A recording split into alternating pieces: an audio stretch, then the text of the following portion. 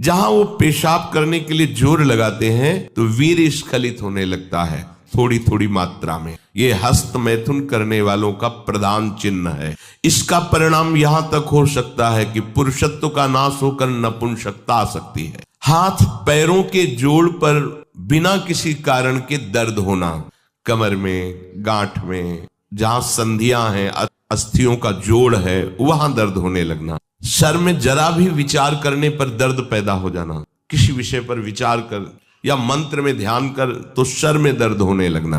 हाथ पैरों में शिथिलता आने लगना, दिमाग में एक सनसनी पैदा हो जाना, कानों से शाय शाय शब्द सुनाई देने लगना, नाटक, उपन्यास और गंदी बातें, अश्लील चित्र देखने में बड़ी रुचि हो जाना।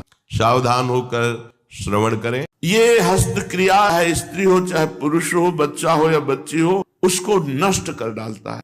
इसमें सबसे बड़ी घातक बात यह है कि वो गृहस्थी लायक नहीं रह जाए, संतानोत्पत्ति की क्षमता का नाश हो जाता और वो संतानोत्पत्ति लायक नहीं रहते। क्या फायदा हुआ, आपने अपने जीवन को नष्ट कर दिया।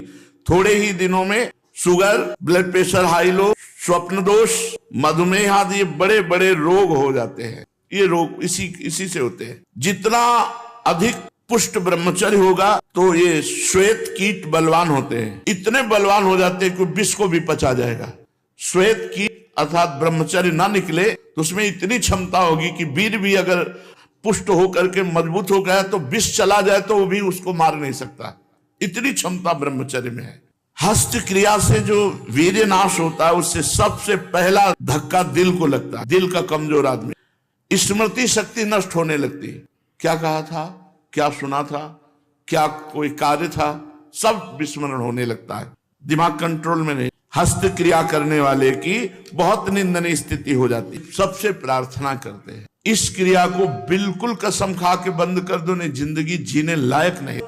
थोड़ा सा पढ़ाई, दिमाग में दर्द होने लगा, बंद करो। मन न लगना, न पढ़ने में लगना, न शास्त्र स्वाध्याय में, न किसी कार्य में। ब्रह्मचर्य नष्ट हुआ तो सब इंद्रिया मन तुम्हें अधीन कर लेंगे, गुलाम बना लेंगे। एक नव यौवन अवस्था का जब प्रवेश होता है, अगर ब्रह्मचर्य रहा जाए पूरे जीवन भर आनंद रहेगा। बस 22 तक संयम से रह लो और इसके बाद जब पानी ग्रहण करो तब संतान उत्पत्ति आदि की भावना से फिर आगे चलकर 40-50 में उसको वैराग्य होने लगता है, फिर वो अपने भजन मार्ग में चल देता है। जो ब्रह्मचारी नहीं वो एक दिनचर्या नहीं चला सकता, पक्का राइट टाइम उठना, राइट टाइम की दिनचर्या केवल ब्रह्मचर्य से चल सकती, दूसरा कोई उपाय नहीं। सर्वनाश की स्थिति ब्रह्मचर्यहीनता से होती है। व्यायाम ब्रह्मचारी को नित्य करना चाहिए, चाहे गृहस्थ हो चाहे विरक्त।